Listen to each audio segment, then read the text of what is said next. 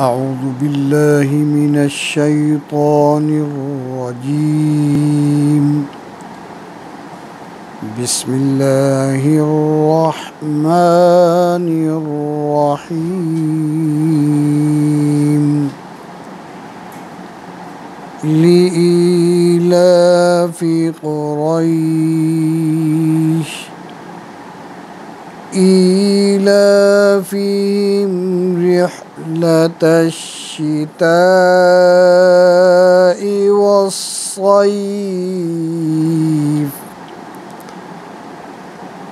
فليعبدوا رب هذا البيت الذي أطعمهم من جوع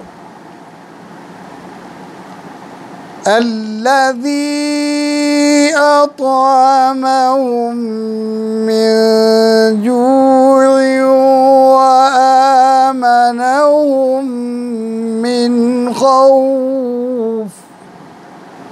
صدق الله العظيم.